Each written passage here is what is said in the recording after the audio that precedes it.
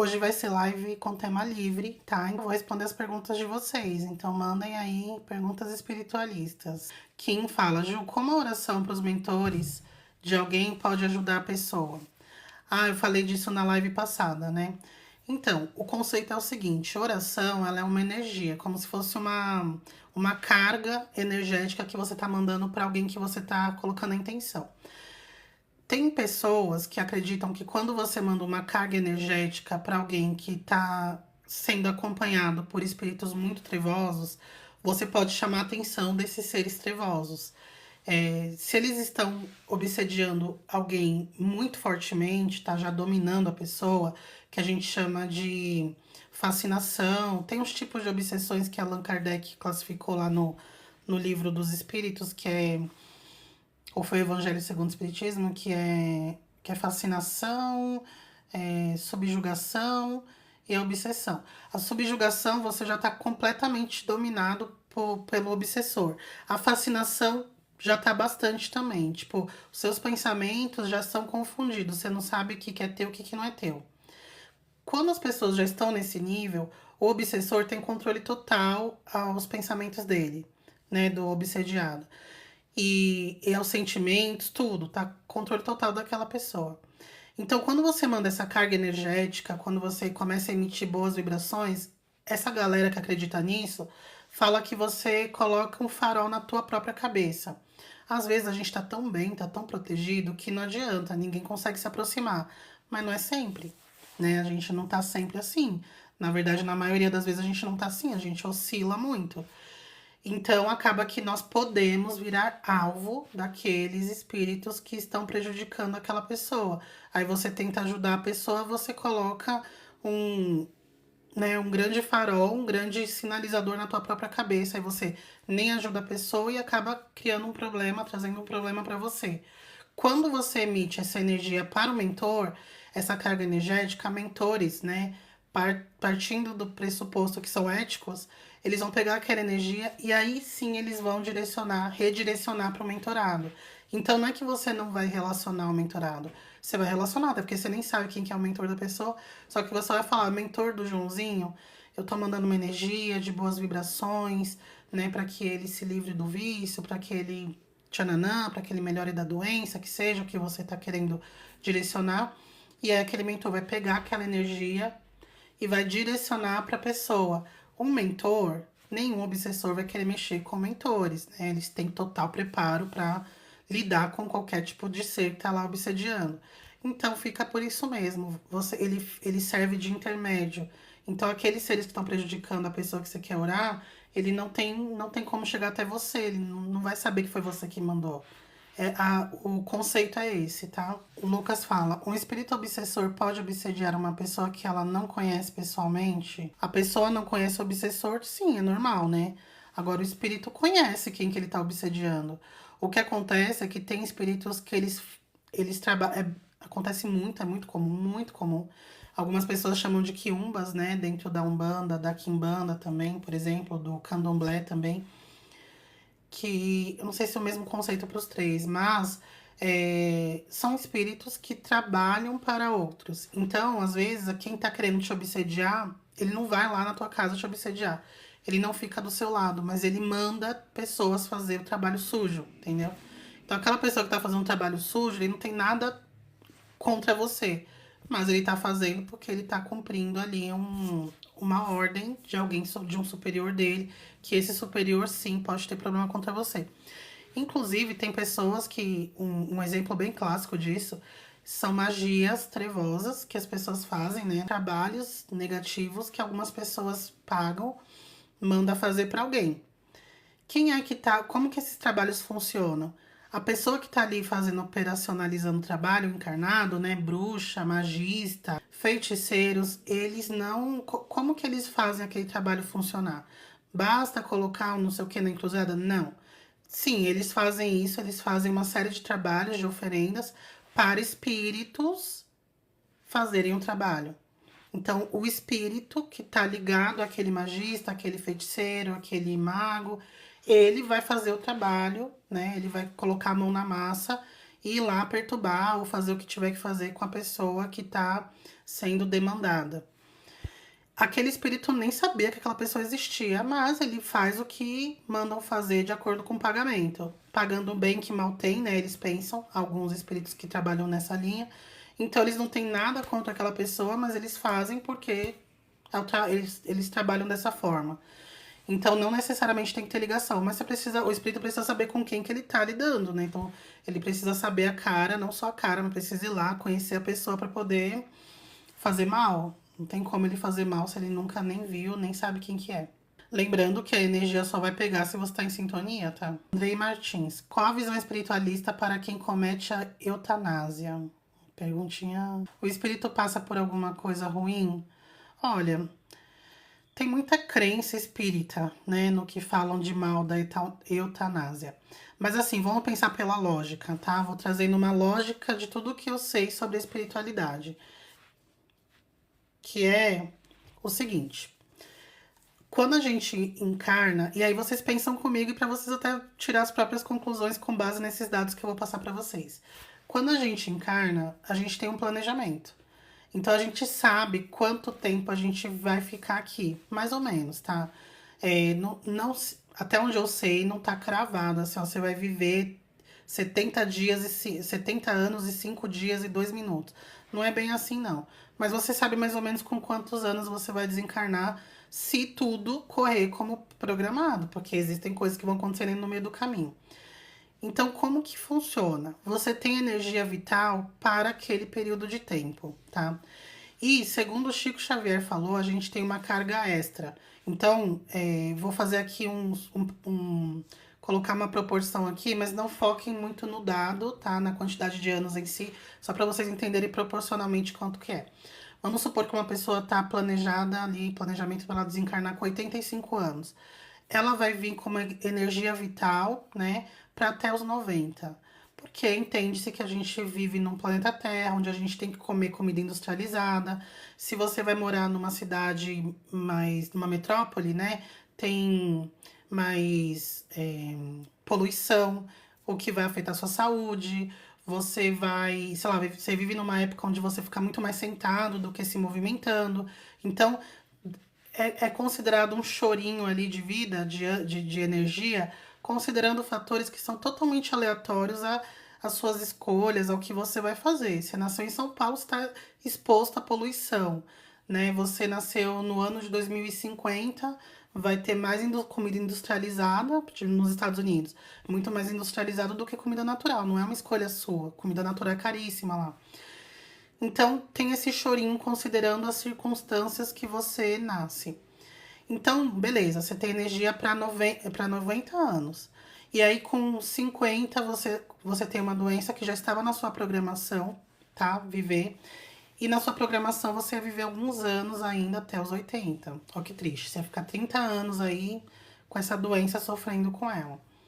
E você, sem ter consciência de nada disso, decide que você não vai sofrer com essa doença, que você vai fazer eutanásia. E você mora na Suíça e pode fazer isso se você escolhe. Você vai ter 35 anos, 40 anos, né? Eu falei que a energia desse exemplo vai até os 90 anos. Você vai ter 40 anos de energia vital sobrando depois de desencarnado. Você não vai estar sutil para ir para uma dimensão superior, porque não tem como. Você está carregado de energia da matéria ainda. Você vai estar muito mais próximo da matéria do que do plano astral, então é muito possível que você tenha todos os apelos da matéria ainda, inclusive as dores e efeitos que você tinha da doença, tá? Então vai ser mais difícil você se curar da doença lá, porque você ainda tem toda essa energia, essa proximidade com o seu corpo físico e com a matéria no geral. Você vai sentir fome, sede, necessidades fisiológicas. Isso é o mesmo princípio para quem se desvive, tá? Pessoa que se desvive, ela tem muita energia vital ainda para muitos anos. E aí uma parte mais ruim, e gente, eu não tô falando que é certo, que é justo, eu tô falando que se sabe do plano astral, tá? Não tô fazendo juízo de valor nenhum, não sei o que eu faria, sabendo que eu teria uma doença degenerativa que ia me paralisar, e eu ia viver 50 anos paralisada, eu não sei. Então não é um juízo de valor, na minha opinião minha. É o que se sabe dentro de um conceito espiritualista. Então a pessoa, né, tem um outro aspecto que eu acho que é o pior, que é, existem muitos vampiros energéticos no plano astral, que são espíritos que também estão ainda muito conectados com a matéria, mas não porque desencarnaram antes da hora, mas porque estão apegados às sensações da matéria. Pessoas viciadas, por exemplo, pessoas que são muito apegadas à matéria, não querem ir para outro lugar, não querem viver de uma outra forma, ficam muito apegados, ficam vagando no umbral, fica aqui na crosta, vampirizando encarnado. Quando alguém desencarna e tá com esse monte de energia, eles vêm com tudo, ficar lá vampirizando é horrível. É como se fosse. Existem várias psicografias relatando isso, é bem triste. Ai, mentor não ajuda? Ajuda, mas lembrando que aquela pessoa tá numa frequência vibracional muito densa, ela tá carregada de energia da matéria. O mentor não tem muita ação sobre isso. Depois de um tempo, eles conseguem tirar a pessoa, levar para um hospital, um posto de socorro, que seja, mas aqui da matéria ainda. Isso não garante que ela vai ficar bem. Ela ainda vai sofrer muito aquelas sensações do plano físico, as dores da doença, as necessidades fisiológicas, mas pelo menos ela vai estar protegida desses vampiros energéticos. É isso que se sabe, tá? Mas tem pessoas que praticam eutanásia faltando uma semana para desencarnar, porque já parou todos os órgãos. Aí você vê pela lógica, não vai passar por tudo isso, é uma semana, sabe? Então é mais ou menos isso. Danilo, Ju, o que você acha sobre Sete Além? Vejo muitos relatos sobre, tenho muita curiosidade. Assim, eu tô aberta para mudar de opinião de verdade, mas hoje, pelos relatos que eu vejo, pelo que as pessoas falam, me parece muito umbral.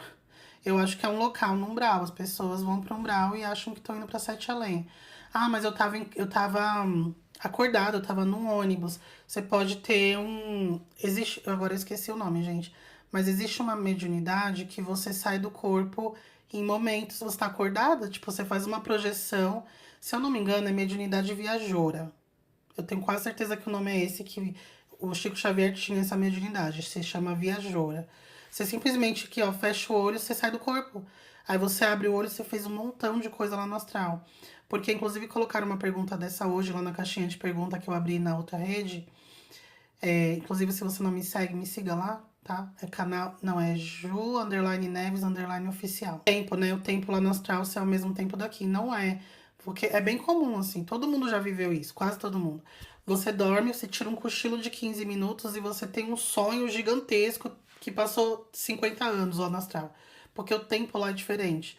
Então as pessoas, elas têm um lapso, assim, sabe? De um cochilo, ou até mesmo um transe que elas entram e o espírito sai e vai para esse local. Daqui a pouco ele volta e fala: Meu, do nada eu voltei.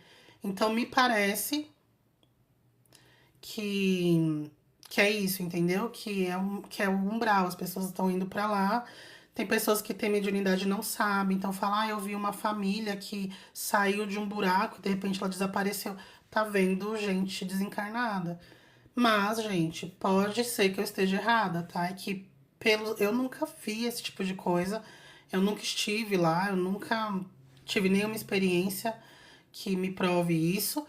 E pelos relatos que eu ouço, me parece muito que eu vejo no umbral quando eu saio do corpo. Parte de mistificar. Ficar vários dias sem dormir, nossa clarividência fica muito aberta, sim.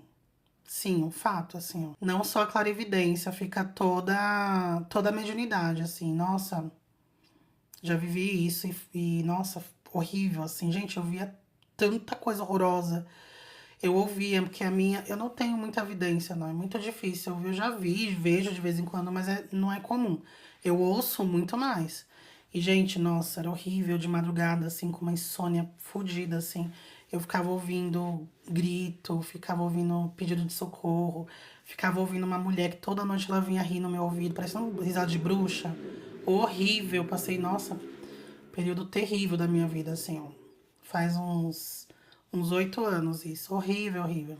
Eu cheguei a ficar 3 dias sem dormir, assim, eu cochilava. Quando eu cochilava, nossa, aí eu vi um monte de coisa no meu quarto. Aí, tipo, dava 5 minutos eu acordava. Ficava assim a noite inteira.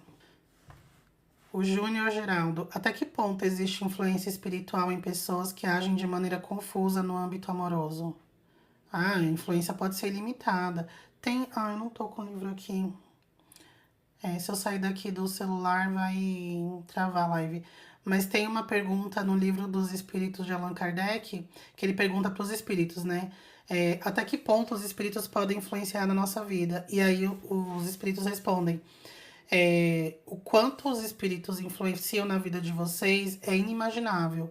Eles podem. Existem situações onde eles dominam totalmente a vida da pessoa, em todos os âmbitos: amoroso, profissional, tudo, tudo, tudo, tudo. Então, gente, tudo. Até, por exemplo, se uma pessoa do nada começa a mudar os hábitos alimentares, do nada começa a desenvolver uma compulsão, não consegue parar, pode ser influência de espírito, tá? Compulsão sexual, o espírito pode influenciar em tudo. Mas a gente não pode colocar sempre a culpa no espírito. Se ele tá influenciando, é porque você sintonizou com ele. Você abriu seu campo para que ele te influenciasse. Dele, fala sobre obsessor vivo. É comum. Eu vi um vídeo, vou partir dessa história aqui. Eu vi um vídeo essa semana aqui na rede. Uma menina colocou, ela mesma postou, mas eu acho que foi no passado. Espero. Ela falou assim, ai, o que a dependência emocional não faz. Na verdade, ela colocou assim, ai, como que é se relacionar com um narcisista e não sei o que, não sei o que.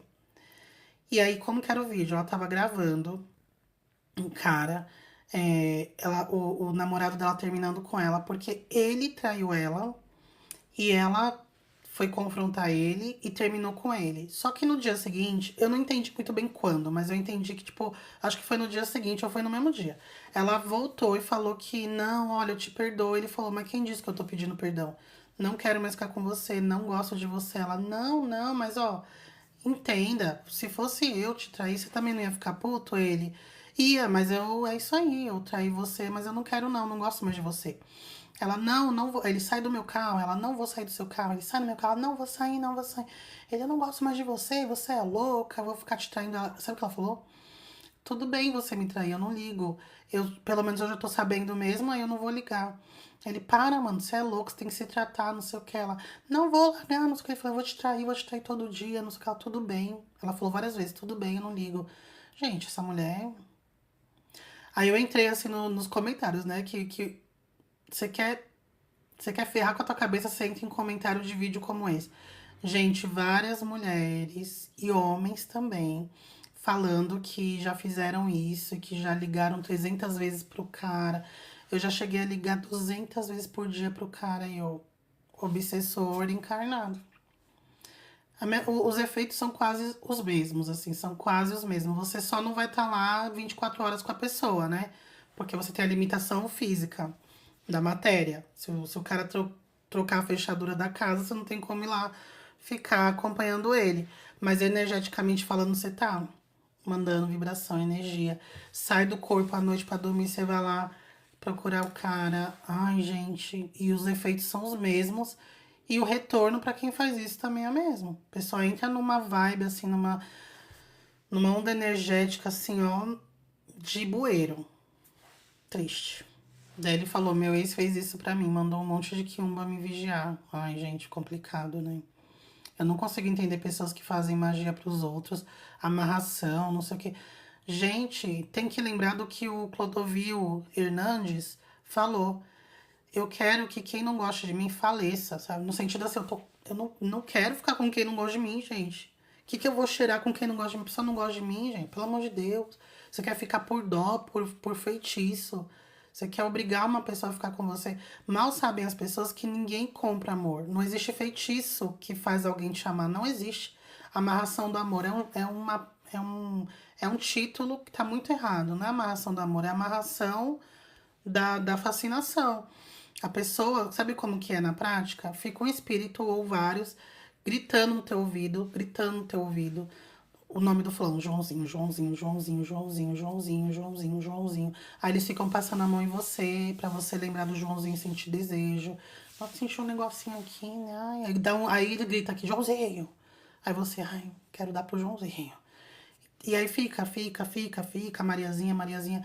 Então, aquilo não é amor, é um negócio que eles ficam no teu pé, no teu ouvido, até você não aguentar mais. Quando esse espírito se afasta, você fala, eu odeio esse cara, porque seu inconsciente tá repelindo aquilo. Mas é aquela insistência que vai fazer você. Nossa, por que que eu tô pensando no Joãozinho? Porque tem alguém 24 horas falando o nome dele no teu ouvido. E. Então, assim, é dessa forma que você quer alguém do teu lado, eu não consigo entender também a lógica, assim, tá muito perturbado uma pessoa, não tem outra explicação. E eu não tô aqui, ai, julgando fulano, ciclano, se alguém aqui já fez isso, não tô julgando, mas saiba que tá em total desequilíbrio. Precisa procurar apoio psicológico. Fernanda pergunta: Ju, tem alguma diferença numa projeção ou sonho, se é dia ou noite? Olha, no conceito não. No conceito não tem diferença nenhuma. Mas eu até tenho um vídeo aqui, Fê, que eu fiz falando que quando eu tô dormindo durante o dia, de tarde, e de manhãzinha não. De manhã minhas projeções são muito boas, são muito lúcidas, assim. De manhã que eu digo assim, 5 da manhã até umas 6. São as melhores projeções que eu tenho, assim, de lucidez, que eu abro muita consciência, são as projeções do comecinho da manhã, ou final da madrugada. Agora, projeção de quando eu tiro um cochilo de tarde são horríveis. E aí tem uma hipótese, não é nem uma teoria, tem uma hipótese que alguns projetores falam que justifica o motivo. Porque eu fiz o vídeo falando isso e várias pessoas falaram, nossa, eu também, eu também. Eu acho que de todos os comentários que teve nesse vídeo, uma só pessoa falou que tem projeções boas durante a tarde. A maioria falou que são péssimas. E, e a justificativa que alguns projetores têm, né, a hipótese, é de que durante a tarde a maior parte da humanidade está acordada, né, dos encarnados, está todo mundo acordado. Então a gente tá pensando em mil coisas, tá fazendo coisa errada, tá praguejando porque a gente reclama o dia inteiro, a gente briga o dia inteiro, a gente fica puto, fica emitindo energias de depressão. Durante a noite a gente dorme, né? Então, a gente sai do corpo, beleza. Mas você tá com uma outra visão quando você sai do corpo, mesmo que você não lembre. Você já tá com uma visão de plano espiritual, você abre a sua memória, né, para que, pô, existe um depois daqui. Então, muitas das coisas que você pragueja agora aqui na matéria, no plano astral você não faz isso, você só fica lá. Ou, na pior das hipóteses, você fica assim, só zanzando na sua casa, né, lavando louça, ou flutuando acima do corpo. Então, a atmosfera fica mais leve. É bem comum, eu tento evitar, eu quero evitar isso, mas a minha realidade é diferente. Eu trabalho muito na madrugada, porque eu consigo me concentrar muito mais na madrugada. Então, alguns trabalhos que eu faço, eu deixo para fazer de madrugada, porque é quando eu vou ter um pouco mais de concentração, que eu vou conseguir ser mais rápida, porque eu vou raciocinar mais rápido, porque de fato a madrugada a energia fica mais leve em termos de densidade, né? Então, isso justifica as projeções pesadas acontecerem durante o sono da tarde. Cash fala, senti um ataque de um espírito no meu braço esquerdo. Fiz o chokurei do reiki no meu braço. Não sei se é esse o nome, é chokurei, que é o primeiro nível, né, do reiki. Eu sou reikiana nível 1, só. Eu só posso fazer o chokurei. Mas se você não é reikiana, não vai fazer nada, Takeshi? Se você não é iniciada no reiki, não muda em nada? Mas enfim. Passou e logo em seguida. Ah, passou, então pelo menos o efeito placebo funcionou. Passou e logo em seguida eu mentalizei uma esfera de choque em todo o quarto, jogando em todo canto. Muito bom. Passou e o espírito foi embora. Você acha que ele sentiu choque? Meu corpo formigou e vibrou. Eu acredito que sim. Acredito que sim, com toda certeza, assim, eu acredito, né? Não sei se realmente aconteceu, mas isso é bem possível. É uma forma de defesa psíquica muito boa. Quando a gente está em equilíbrio, em condições de fazer essa mentalização, visualizar e mandar, é muito bom. É uma grande defesa psíquica e eu super indico. Top. Você já mostrou ali quem manda na tua casa. Muito bom. Pati Pio, como consigo evoluir minha espiritualidade sem precisar ir em alguma casa ou terreiro? Olha, tem coisas. Espiritualidade é muito amplo, né? Conhecimento você pode elencar livros e obras, né, de pessoas que são confiáveis. É que assim, tem gente que não gosta de algumas referências que eu dou porque a pessoa tem um viés de uma religião diferente. Então, quando eu falo dos livros do Allan Kardec, né, da doutrina, do Chico Xavier, tem gente que não gosta. Mas eu acho assim, ó, o livro dos espíritos que Allan Kardec codificou, ele tem 1.900 ou é 900? Acho que é quase 1.000, sei lá, não lembro agora. Perguntas e respostas que o Kardec entrevistou os espíritos. Então ele perguntava para os espíritos, ele tinha um grupo de médiums que ele foi buscando em toda a Europa, esses médiums. Eles não se conheciam, os médiums. A metodologia de pesquisa dele foi essa. E aí ele fez a mesma pergunta para vários médiums diferentes, porque foi avisado ele que os mesmos grupos de espíritos que iam responder as perguntas. Só que eles se intitularam Espírito da Verdade, só que não eram só, eram vários, né? Tem gente que fala que era Jesus, eu acho que não. Eram vários espíritos que perguntavam, mas era o mesmo grupo que estava trabalhando com ele. Só que o que ele fez para garantir que ele não estava sendo enganado por esses médiums? Ele pegou médiums de locais diferentes, inclusive uma das mais fortes eram duas menininhas crianças, acho que elas tinham 12 anos, elas eram gêmeas e elas eram as principais, umas das principais, que tinham a mediunidade mais forte. Mas ele fazia a mesma pergunta para vários médiums diferentes que não se conheciam, para garantir que eram mesmo os espíritos que estavam respondendo, e era. Então, quando ele tinha dúvidas, ele descartava. Então é um. E ele era professor e pesquisador. E não era cientista, mas ele era pesquisador de universidade lá na França. Então ele aplicou metodologia científica para fazer essa codificação do espiritismo, né? Que depois ele denominou espiritismo. Não é uma religião, é uma doutrina. Então, esse livro dos espíritos, principalmente, ele é composto por perguntas que Kardec fez sobre muitos temas do plano astral, da espiritualidade, da natureza dos espíritos, da natureza de Deus. Então, eu acho que é uma forma de pesquisa de começar muito boa, só que a linguagem é muito difícil. É uma linguagem extremamente formal. Mas, gente, né? Eu acho que a gente pode forçar um pouquinho nossa mente para sair um pouquinho dessa linguagem simples, rápida de internet e dar uma forçadinha, porque é uma linguagem formal, mas ainda é português, né? Então a gente tem que desafiar um pouquinho nossa mente para não atrofiar, né?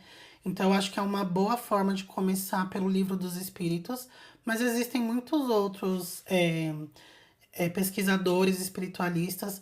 Eu gosto muito do Alexandre Comino, quando o tema é Umbanda e orixás, exus. Eu gosto muito, ele é um pesquisador, ele é teólogo. Não, teólogo que fala? Que é da religião? É, né? Que estudou teologia. E ele, meu, ele é muito inteligente, muito estudado sobre religiões. E ele é um bandista. O, os podcasts que ele participou são incríveis. Então, quem gosta de Umbanda, quer entender um pouco mais sobre questões, se aprofundar um pouco mais, sabe, sobre o tema de Exus, é, todos os orixás também, todas as linhas, né, as falanges. Alexandre Comino é maravilhoso. Eu gosto do Rubens Saraceni, os umbandistas não gostam, eu gosto bastante. Então, assim, tem o Chico Xavier, tem a Vera Lúcia Marinzec. Se você não gosta muito de ler, vai para os livros da Vera Lúcia Marinzec de Carvalho, porque tem uma linguagem bem mais simples.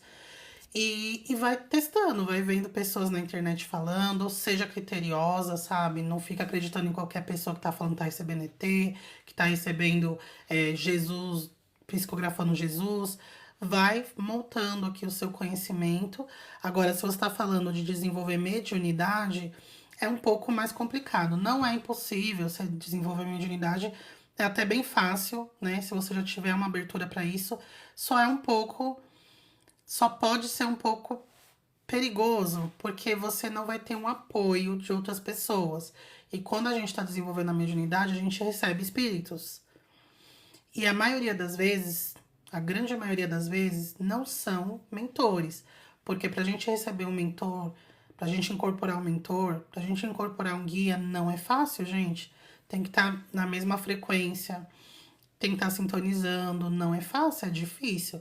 Agora, para incorporar quiumba, incorporar espírito sofredor, é assim, ó, porque eles estão na frequência ali, ó, pau a pau com a nossa. E se você estiver sozinho no teu quarto, o que você vai fazer? Como que você vai tirar aquele espírito do teu corpo? Não é o corpo, né? Ele encaixa o chakra. Mas como que você vai desvincular? E se der muito ruim? Inclusive aqui no TikTok tem relatos de pessoas que incorporaram em casa sozinha e ficaram lá girando em casa que nem período doido, se batendo nas paredes por horas. Até a família achar alguém que sabia, uma benzedeira, ir no centro, pegar alguém, levar a pessoa incorporada horas. A pessoa teve que ir pro hospital porque desmaiou, quando conseguiu tirar o espírito já estava sem energia, desidratada. Então esse é o risco. Não é que a sua casa vai explodir, que você vai morrer, não é isso. Mas é você estar sem amparo, né? Então, eu não aconselho desenvolver a mediunidade sozinha se você nunca foi para lugar nenhum. Se você já tem uma abertura, se você já é desenvolvida por algum outro lugar, um grupo que você participava, e você quer dar continuidade na sua casa, aí até que vai. Mas se você não tem conhecimento nenhum, eu não aconselho, não. Mas vai, né? Cada um que assume tuas. Cada um que vê o quanto quer aguentar de marimba, né? Mas assim, uma coisa super legal que eu acho, já perdi quem foi que perguntou, acho que foi a Paty. Estuda a projeção astral. A projeção ela é muito segura e você consegue ver o mundo espiritual na sua completude. Porque até um médium aqui, você tem limitações. Você pode ver espírito, mas você não tá vendo o plano espiritual. Você vê um espírito, você ouve um negócio. Às vezes você ouve, mas você não tá vendo. Obrigada, Zita. Agora, quando você sai do corpo em projeção, você vê tudo. E você volta pro teu corpo, você acorda de manhã e lembra de tudo. Porque sair do corpo todo mundo sai.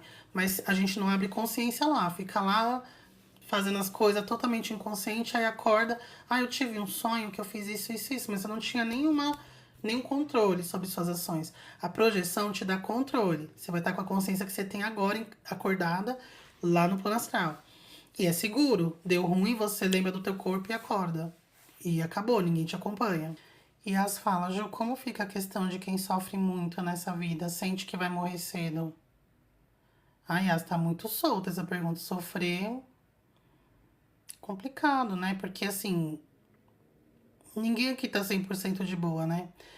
Assim, eu vou falar um negócio, mas por favor, gente, vou pedir encarecidamente, vocês são fofos, vocês são meus amigos já, tá? Então, assim, vamos seguir aqui minha orientação. Sem envolver política no que eu vou falar agora, por favor. Que não vamos baixar a frequência, tá? Vocês viram a história do Elon Musk, né? Que saiu lá do governo. O cara saiu uma exposa de que ele usa muita coisa. Aí ele veio com papo de que é medicinal. Porém, eu até falei assim, gente, pouca gente tá falando isso. Mas há uns 5 anos, quando ele tava casado com a. Eu não sei se ele ainda é casado com a. Como que é o nome dela, gente? Grind? Esqueci o nome. Que é uma artista lá, que ela casou com ele e ela tem um monte de filho com ele. Ela tinha uma amiga que também era cantora e uma vez ela chamou a amiga pra ir lá na casa que ela morava com ele. E é casarão, não sei o quê. Ela chegou lá e ele falou que ia investir na carreira dela também, não sei o quê. E chamou ela pra ir na casa dele. Quando ela chegou lá, diz ela que ficou lá 3 dias sem conseguir sair. Ele ficava usando tudo. E ela falou da. Eu não. Eu vou tentar falar aquela droga, sabe? Ketamina. Que é um negócio horrível, que aquela menina lá do Boi Garantidos morreu disso, vocês lembram? Didia Cardoso. Aquilo ali é horrível. Tem um uso medicinal, mas, gente, um uso medicinal não, um uso controlado, né, psiquiátrico, mas ela é extremamente controlada, porque ela tem um índice de vício pior que o do crack, falam, né? Então você não pode ficar usando uma vez por dia, não é um Venvance, não é um negócio, não, é um negócio muito trash, assim, muito pesado. O uso tem que ser realmente controlado em ambiente controlado, médico aplicando, você ficando lá não sei quantas horas no consultório, porque pode dar muito ruim, é muito viciante. E há 5 anos, essa menina relatou que ela ficou lá na casa 3 dias presa. Esse cara louco de tudo, inclusive disso. E ela falou que ele ficava o dia inteiro. Ela falou, meu, ele vai morrer e eu tô aqui sozinha. E a menina tinha saído de casa. Gente, foi uma bafafá isso há uns 5 anos. Ninguém tá falando disso. Aí o pessoal falando, ai, tadinho, a pressão da campanha, as ações dele caindo, fez ele se desequilibrar emocionalmente, ele teve depressão e tá tomando isso agora. Esse homem usa isso há muito tempo, gente. Então, assim, ele tem um vício, né? Muitos falam que ele usa muita coisa. Então, por que que eu tô falando isso? Uma pessoa que tem tudo, que é o homem mais rico, um dos homens mais ricos do mundo, né? Pelo menos tem a família Rothschild, tem não sei o quê, mas ele é um dos mais ricos do mundo, assim, em fortuna pessoal. O cara tá usando assim que ele não consegue ficar em pé, assim, né? Aquele vídeo que gravaram, um negócio bizarro. Então, assim, a gente tem, todo mundo tá sofrendo de alguma forma. É que a gente sempre acha que o nosso sofrimento é pior, porque a gente tá sentindo.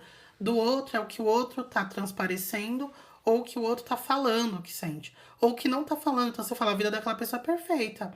Às vezes não é. Às vezes a pessoa tá passando por situações horríveis. Às vezes é um casal, assim, muito fofinho, de velhinhos, que tiveram um relacionamento lindo, mas o filho é um bandido. Então aquilo. Então, assim, é muito difícil. Pouquíssimas pessoas estão, tô bombando aqui. Por muito tempo, né? A nossa vida é feita de altos e baixos.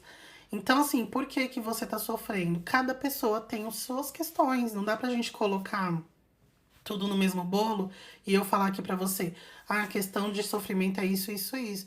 É um monte de coisa. Às vezes é questão kármica, às vezes, mas não é tudo. A gente acha que tudo é karma, não é, tá? Não é, a maioria não é. Às vezes é um padrão de comportamento que a gente tem, que é como se fosse um fio que você puxa, que vai puxando outro, que vai puxando outro. Às vezes é dores mesmo internas que você tem de existências e que você teve um gatilho que você manifestou aquilo. E você está encarnando justamente para superar aquilo ali, e é um desafio muito grande. Então, o sofrimento é muito complexo, né? A gente tem que entender, assim, ao nível físico também, mental, sabe?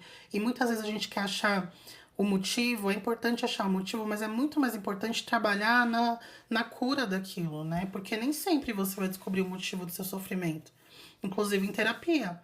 Não é todo terapeuta, psicólogo que fala isso, mas tem alguns que abrem mesmo o jogo. Não é todo tratamento que vai te dar a possibilidade de descobrir o porquê você está sofrendo. O tratamento ele tem, sim, né, o primeiro ponto ali de você, a terapia, de você entender os seus gatilhos, entender como que sua mente funciona, o que você pode ajustar nisso, mas o foco é você superar. Então, é um trabalho muito complexo. Por isso que eu falo que o autoconhecimento é um bagulho que a gente tem que começar pra ontem, porque não vai ter fim. E quanto mais você se conhece, mais você entende o seu modus operandi e aí você consegue lidar melhor com algumas dores, né? Algumas você consegue curar, outras você aprende a lidar. Bárbara, tem algum sinal para percebermos que estamos magiados? Ai, tem vários. Alguns são sutis, sabe?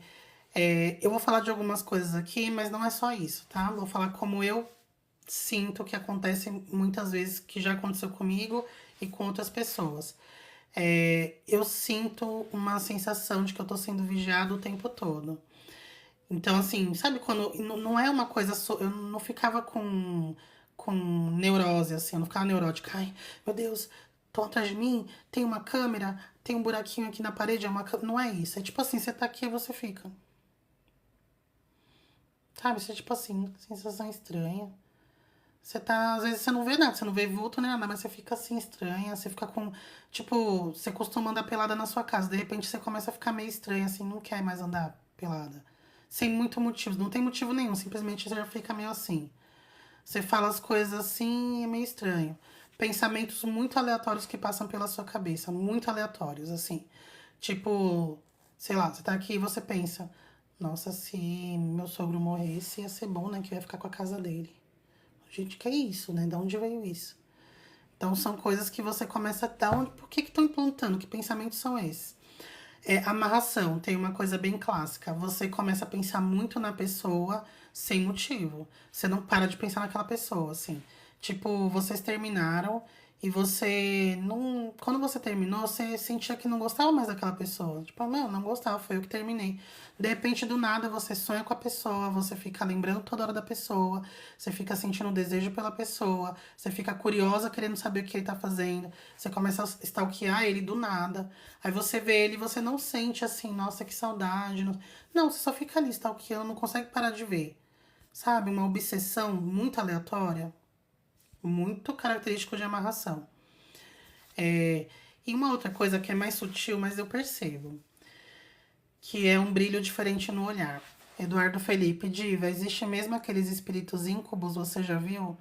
Então, íncubus é um espírito que foi encarnado eu, como você, só que ele, quando encarnado, ele tinha questões no âmbito sexual. Então, vício, estava viciado em pornografia, questões sexuais. Desencarna fica igualzinho.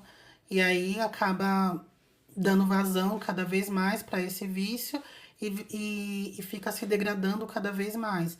Ele muda a aparência dele, né? Então fica parecendo uma coisa muito estranha. Por isso que a gente fala que é um íncubus, é um sucubus. A gente distancia ele de um ser humano, mas ele é um ser humano. Ele é um espírito que também já esteve encarnado, ele é feito da mesma. Ele tem a mesma natureza que a gente. É, ele só é diferente por conta do que essa experiência, esse estresse, né? Ele estressa a prática sexual ao ponto de mudar o perispírito dele. Eu já vi muito, muito, Eduardo. Já vi muito, muito, muito. Inclusive, uma vez eu falo, eu sempre falo isso, depois eu me arrependo. Mas vamos lá. Eu já vi o espírito que tinha um negócio assim do tamanho de uma pessoa e ficava se arrastando no chão, assim, gente do céu. Quando eu olhei aquilo, eu falei. Fiquei imaginando a cena, eu falei, coitada da pessoa. Não, mas ali nem funciona mais, gente. É um bagulho assim, medonho, assim. Eles fazem umas coisas medonhas. Eu nem vou falar o outro que todo mundo já lembra aqui, mas era. Já vi. Mas sempre tem em mente que é um espírito normal. Assim, ele não é um demônio, sabe? Um demônio do sexo, não sei o que. Não, é normal. Tem uns que ainda conservam uma aparência atraente. E tem muitos que conseguem. é, Como que fala a palavra? Ele consegue. Como se fosse uma hipnose que ele põe na cabeça da pessoa. A pessoa tá vendo alguém muito atraente, mas ele não é. Tanto que quando você tá em projeção astral no astral, você vê que é um monte de The Walking Dead pelado, uma coisa medonha. Mas quando você tá em sonho, você acorda e lembra, nossa, eu tive um sonho que eu tava com uma mulher maravilhosa. Não sei. Tudo impressão, não era assim. Luana fala, Ju, uma entidade me falou no terreiro que mentor e anjo da guarda são espíritos diferentes, tá certo? Ah, eu não vejo assim, não. Pra mim, mentor e anjo da guarda é a mesma coisa. É que seres angélicos são diferentes de anjo da guarda. Não, não acho que você tem um anjo da guarda, um mentor, um guia. Mas aí, né, não sei.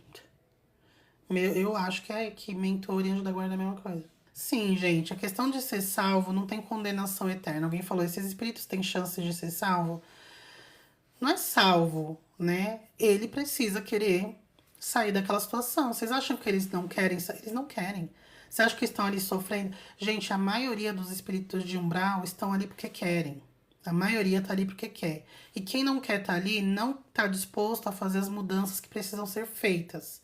Muitos espíritos são resgatados, vão para um hospital, ali cura os machucados deles. Ah, alguém arrancou um braço dele lá no astral. Faz o braço crescer, ele fica bom. Quando fica bom, eu falei, aí vamos lá para uma cidade, vamos trabalhar, vamos fazer alguma coisa útil. Eu não, volta para o umbral. Ele só queria aliviar a dor. Aliviou a dor, eles voltam. Então a maioria tá ali porque quer, tá? É igual. Não é igual, mas eu vou fazer uma analogia. Morador de rua, por exemplo, né? Que é alcoólatra, por exemplo. Ele tem família. A maioria das pessoas que estão na rua, a maioria que estão na rua há mais de um ano, por exemplo, que tem gente que vai pra rua por uma questão pontual. Foi despejado porque não pagou aluguel, mas logo que ela consegue se reerguer, ela sai das ruas. Mas quem tá ali há mais de um ano, a maioria, eu diria 90%, inclusive tem dado estatístico já oficiais com isso que eu vou falar, estão ali porque quer. Porque não é confortável você estar na rua, tá chovendo e você tá dormindo no chão molhado, você tá com frio e tá coberto com papelão, não é confortável. Mas eles não querem abrir mão das coisas que precisam abrir para voltar a viver em sociedade. Ele não quer abandonar o vício, ou não consegue, não quer tentar. Ele não quer se submeter a regras. Então, pô, eu não quero morar na casa da minha mãe não deixa eu usar droga lá, então eu vou pra rua. Então, o princípio é quase esse. não tá bom aqui no umbral. Mas eu também não quero ficar lá trabalhando com um mentor, com Exu, ficar lá fazendo oração. Eu não quero reencarnar, eu não quero deixar de beber minha pinga, eu não quero deixar de obsediar os encarnados que estão transando, que eu também quero transar. Então eu não vou sair lá, não, não tá bom, mas não vai ficar pior lá do outro lado, lá no, na colônia, lá em Aruanda. Não quero, não, vou ficar aqui mesmo. Tá, não tá bom, mas tá bom. Não tá bom, tá bom, mas tá bom. É tipo isso, então não tem essa de salvação. Tem ele querer mudar. Quando ele quiser mudar, é igual a pessoa viciada em crack. Pô, ele não vai ser salvo, a gente sabe que ele vai ser salvo quando ele quiser mudar. É fácil? Claro que não é. Mas quem pode fazer por ele? É fácil a gente fazer. Eu faço muita analogia pra gente conseguir entender com mais clareza. É a mesma coisa, gente. Você, pô, tá sofrendo, você vê ali a pessoa só pó. Ela tá feliz? Ela não tá feliz, mas ela também não tá disposta a abrir mão das coisas que ela precisa abrir pra superar aquilo ali. O princípio é esse, tá? Deus não condena e nem salva ninguém. Somos nós que nos condenamos e que nos salvamos. No momento que a gente estiver realmente, verdadeiramente dispostos a mudar, deixar para trás vícios, apegos, paixões, sentimentos e desejos muito materiais ainda, sendo que você é um espírito, não tem que ficar pegado a nada da matéria. No momento que você abrir mão disso, com certeza você não vai ficar lá jogado ao relento, vai chover de gente querendo te ajudar. Mas enquanto você não abrir mão disso, ninguém vai fazer por você, vai te obrigar a se salvar, não tem como. Ah, Cash, mais ou menos, tá? Você falou assim, ó, só dá pra lidar com eles, os magos trevosos, né, com magia de lei, para pelo menos aliviar esse peso dele sobre a pessoa. Mais ou menos, tá? Eu tenho uma live aqui falando sobre, lá no meu canal no YouTube, Magos Trevosos. É uma live que ficou muito boa, muito boa. Eu já lidei com eles, não é fácil. Eu fui perseguida por mais de um ano. Eu ficava vendo esses caras o tempo inteiro, mesmo acordada, mesmo acordada. Foi por conta de uma situação específica que depois eu conto. Eu tenho duas lives que eu falo sobre esse assunto. Primeira, uma delas é Magos Trevosos e a outra é Pactos, que tem a ver com esse meu relato. E nas duas eu falo sobre isso aí que eu passei. Mas, uma coisa, vocês sabem como eu trabalho, né? Eu acredito em tudo, gente. Em mandinga, em trabalho, em ebó, em coisas assim, ó, minha plantinha ali, minha espada de São Jorge, eu tenho pedras em tudo que é canto, acredito em tudo. Mas não tem uma coisa melhor do que a mudança de frequência vibracional. A gente tem que estar sempre vigiando como tá nossos pensamentos, nossas ações, como tá a tua palavra. Eu tô para fazer uma live sobre o poder da nossa palavra. Você é uma pessoa mentirosa, você é uma pessoa que não cumpre com a sua palavra, você é uma pessoa que engana, que mente, que maldiz os outros, você não ajuda ninguém, ninguém tem gratidão por você porque você não faz porra nenhuma pra ninguém. Se você sai dessa frequência, não tem como você ser acessível. E uma coisa que eu não sou espírita, né, unicamente, mas eu tenho toda a minha base espiritualista, foi partindo do espiritismo, que minha família é espírita. E uma coisa que eu tenho muita admiração no espiritismo é que ele sempre fala, você, essas coisas todas funcionam, né? A questão da natureza, a gente consegue manipular, a magnética, tudo. Só que nada é mais potente do que o seu poder mental em cima de você mesmo. Quando a gente aprende a controlar o nosso pensamento, a gente aprende a controlar, principalmente muito além do pensamento, as nossas emoções, o que faz a gente oscilar muito energeticamente ou vibracionalmente falando, são as nossas emoções. Se você é uma pessoa que não se controla emocionalmente, que você explode por qualquer coisa, se houve uma história triste, você se envolve muito na história da pessoa, quando você está chorando junto com a pessoa, alguém fala alguma coisa que você não gosta, você já está se acabando de chorar. Eu não tô criticando, tá? O ser humano é assim mesmo, a gente ainda tem muito a aprender nesse campo. Mas é isso que deixa a gente aberto a pegar tudo. Inclusive Mago Trevoso. Os caras têm muita técnica. Eles têm muitas técnicas de derrubar essas nossas defesas. Só que nada é mais potente do que a frequência. Se você sai da frequência, eles não têm como te acessar. É fácil? Não. Como eu falei, os caras são muito inteligentes, têm muita técnica, eles dominam de psiquismo, mentalismo, magnética. Então, assim, na dúvida, não se envolva com esse tipo de ser. Mas não se coloque também como alguém indefeso que não tem como fazer. Se você cair né? Não vou nem falar. Se vocês cair no radar desses caras, você tá ferrado. Não se coloque como alguém que não tem capacidade de cuidar de si mesmo. A gente tem capacidade sim. Não é fácil, mas a gente tem sim. Lógico, não tem problema nenhum usar as ferramentas disponíveis aqui pra gente. Mas não acho que só isso vai te ajudar, porque quando não tiver isso? E quando você estiver desencarnado, você não vai conseguir matar uma galinha e fazer um ebó e não sei o quê. Como que você vai se defender? Aí você vai acabar se entregando porque você acha que só aquilo vai te ajudar. E não é. O que vai te ajudar é isso aqui, tá? Então a gente tem que usar todas as ferramentas, mas sempre trabalhando a nossa mente e as nossas emoções. E quando eu falo controlar as emoções, eu não tô falando pra você ser uma pedra de gelo, que isso também não ajuda nada. Você não acessa a maior frequência, que é o amor. Se você não consegue, se você é uma pedra de gelo, você não consegue acessar o amor, que é a nossa maior frequência. Então não é ser uma pedra de gelo, mas é você não se deixar dominar pelas suas emoções. Ah, gente, uma coisa também interessante, ó, quando eu falei da oração para você orar pro mentor da pessoa, não é uma regra, tá? Se você quiser orar, se você sentir no coração de querer orar pra alguém, tipo, pô, a mãe de alguém aqui faleceu e a pessoa quer orar pra mãe, sim, não tem problema nenhum. Eu também faria uma oração pra minha mãe, bater na madeira aqui, caso ela não estivesse mais aqui. Se quando eu quero orar pro meu filho, por exemplo, eu oro pro meu filho, sim, com a maior força do mundo. Se tiver alguma coisa com ele, que venha então me procurar mesmo. Pro meu marido, para minhas irmãs, eu oro para elas, pro meu marido. Então, assim, vai do seu coração, tá bom? Eu só diria assim, já me procuraram aqui perguntando, ah, eu tenho um amigo da escola que desencarnou porque ele se... Eu não faria uma oração no seu quarto para ele. Esse rapaz, muito provavelmente, quando ela me contou, tinha acontecido na semana, né? Ela me contou na mesma semana que aconteceu. Ele muito provavelmente tá por aqui, tá... Ou tá preso no corpo, ou tá na casa dele, ou tá lá meio perdido, zanzando. Então, pra ele te achar, caso você faça uma oração pra ele, é um dois. E ele tá muito desequilibrado, ele vai te atrapalhar muito. E não é intencionalmente. E você não vai nem ajudar ele e ainda vai arranjar um problema pra você. Então, esse tipo de situação, sim, eu aconselho orar pro mentor. Agora, por exemplo, um tio, alguém falou que tá pensando muito na tia, não sei o que, ela desencarnou. Eu iria numa igreja, num terreiro, num centro espírita e faria uma oração pra ela. Porque se você atrair ela, ela vai estar no lugar certo pra ser resgatada e socorrida, tá? O que acontece se eu cantar para o meu orixá durante uma projeção no umbral? Ele apareceria lá?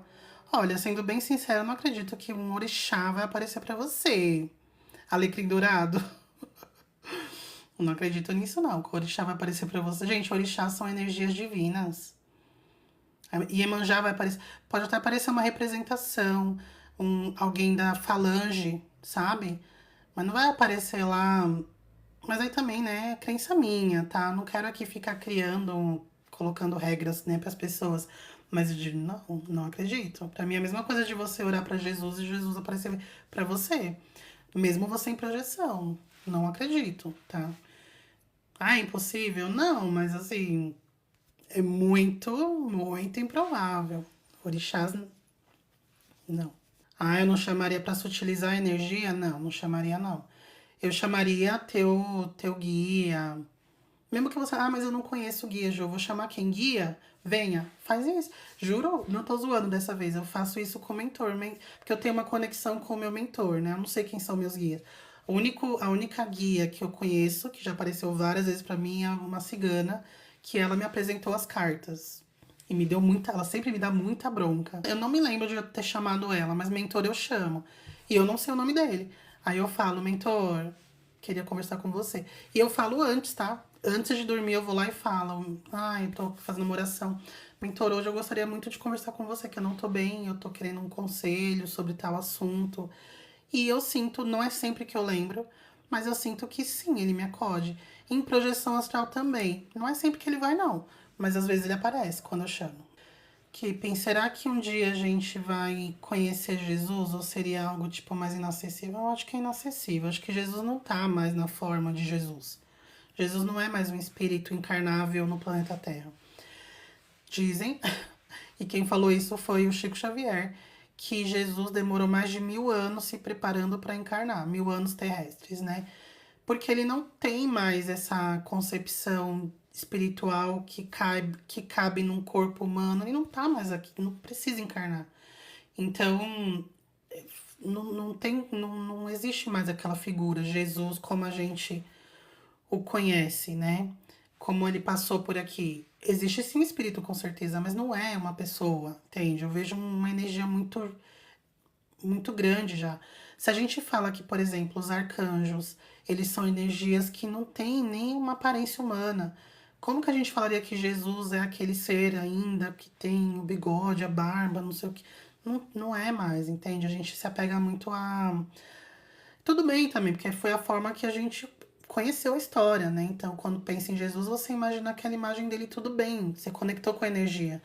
Mas assim, pensando lá no plano espiritual, não acho mais que é daquele jeito. Já foi, sabe? Mas a gente consegue se conectar sim com a energia de Jesus. Não precisa se preocupar não, quando vai desencarnar, o que eu falo, o que eu faço. A gente tem que se preocupar como a gente tem levado a vida. Isso é motivo, sim, pra se preocupar. Não é assim, meu Deus, o que eu faço quando eu desencarnar pra eu não cair no umbral e não ser pego pelos espíritos das trevas, não sei o quê. Não se preocupa com isso. Se vamos se preocupar como a gente tem levado a nossa vida. Que tipo de pensamento a gente anda cultivando? Como que a gente se enxerga? A gente se enxerga alguém, um ser desprezível, um ser que não serve pra nada. A gente acha que minha vida é uma completa inutilidade, eu não faço nada. Eu não... Então aí vamos começar a mudar isso. Agora não fica preocupado com como que você faz quando desencarnar, para quem que você pede ajuda, o que que você chama. Se você tem levado uma vida sempre buscando melhoria em você, e não é com cobrança não, tá, gente? É levando uma vida com propósito. E o propósito não precisa ser salvar as crianças da Etiópia, erradicar a fome no mundo, desenvolver a cura da AIDS. Ninguém tá esperando isso da gente, tá? A gente tem que começar a nos recolher a nossa insignificância ou a nossa pequenez. Agora sim, você ser útil no seu micro. Trabalhe o seu micro. O que que é o seu micro? É o seu mundinho aqui, ó. Quem são as pessoas que eu me relaciono no meu dia a dia? Como tá a minha relação com meu pai e minha mãe, sabe? Como que é eu aqui com meu filho, com as minhas irmãs, com meus irmãos, com as pessoas do meu trabalho? Eu consigo lidar com as dificuldades? Não, minha família é toda difícil. Tá aí o desafio. Então é nisso que a gente tem que focar. Não é em salvar, ter um grande projeto lá não sei aonde. Ninguém tá esperando isso da gente. Isso daí, se fizer, que bom, né? Mas a gente tá aqui, ó. É o micro primeiro. Então, se você viveu uma vida com esse tipo de propósito, e tudo bem alguma coisa não ter funcionado, mas você tá tentando fazer funcionar, sabe? Nós estamos nos observando para entender os nossos pontos de melhoria. Eu falo pra vocês há muito tempo que eu tenho um ponto com a impaciência. Eu sou uma pessoa que às vezes eu sou impaciente. E eu tenho ansiedade, então a minha ansiedade, ela desperta a minha impaciência, sabe? Às vezes eu fico muito acelerado e quando eu vejo eu tô sendo impaciente com o mundo. E eu tenho melhorado muito porque eu tenho falado muito sobre isso em voz alta pra mim mesma. Eu tenho me observado quando as coisas não estão quando eu tô exagerada na minha impaciência. Hoje mesmo eu tava falando com meu filho, né? E aí ele não fez a lição de casa ontem, foi fazer hoje. E aí ele ficou enrolando, dando a hora de ir pro trabalho, pra escola. E eu faço tudo na correria, porque eu trabalho e arrumando ele, dando comida e ir lá fazendo lição devagar. Aí eu, Léo, chega, você não vai mais fazer lição de manhã, não tem como, você pode estar cansado o quanto for, você vai fazer lição à noite, porque não tem como ser assim, não sei o quê, eu tô toda atrasada, você ainda não comeu, tem que escovar os dentes. Eu surtei, assim. Eu não surtei, eu falei desse jeito que eu tô falando com vocês, mas eu falei assim, ai gente, eu tô corrida porque eu faço 1000 coisas ao mesmo tempo, ele tá fazendo as coisas com, no tempo, tipo, ele tava fazendo, ele não tava enrolando pra fazer, ele tava fazendo, mas tava fazendo com calma. Será que ele tá errado, sabe? Eu tô ali naquela correria porque minha vida é uma loucura. Ele tá fazendo com tempo, olhando, ele tinha que a liçãozinha dele era fazer um desenho. Ah, ele fez um desenho, tinha que fazer um carro, ele fez 3, aí ele, eu vou fazer agora um outro. Aí eu, não, menino, já fez 3, já tá bom, não sei o quê. Então, assim, eu respirei fundo e falei, eu que tô numa rotina que já não tá me cabendo mais, não é ele que precisa correr comigo. Eu preciso desacelerar. Então, eu tô prestando atenção mais, sabe? Então, acho que é isso. Tá ótimo. Se eu conseguir, quando eu sair daqui, quando eu cumprir o meu tempo aqui, eu partir de lá e falar, olha, eu consegui melhorar aqui a minha questão com a minha impaciência, né? Numa escala aqui, impaciência Juliana de ser, eu tinha, a minha impaciência era 80, ó, agora tá 40. Porra, foi bom? É isso, olha que legal, né? Agora falar assim, nossa, olha só, eu consegui, eu doei muito dinheiro pra não sei o quê, mas eu não consegui melhorar a minha relação com meus irmãos, a gente não se fala. Por quê? Ah, não, ó. Começou a dar problema, eu já saí fora, eles que se virem. Será que a gente, então, vai voltar feliz? Porque, pô, encarnar é mó rolê. Eu sei lá, eu acho que às vezes a gente fica se auto-sabotando, procurando grandes missões na vida, sendo que o nosso desenvolvimento tá aqui agora. Então não faz sentido ficar pensando na morte, na outra vida. Alguém perguntou hoje lá na caixinha de perguntas sobre planejar a próxima encarnação estando aqui. Ô, gente, tem tanta coisa pra gente fazer aqui, a gente tá planejando. Não, na próxima encarnação eu vou vir loira e aí eu quero ser modelo, né? Não quero ter problemas com peso, quero ser bem magrinha. E eu acho que eu vou casar com uma pessoa chamada fulano de tal. Pô, qual o sentido disso? Um montão de coisa pra fazer aqui. É isso, né? Obrigada, gente. Um ótimo fim de semana pra vocês. E boas projeções.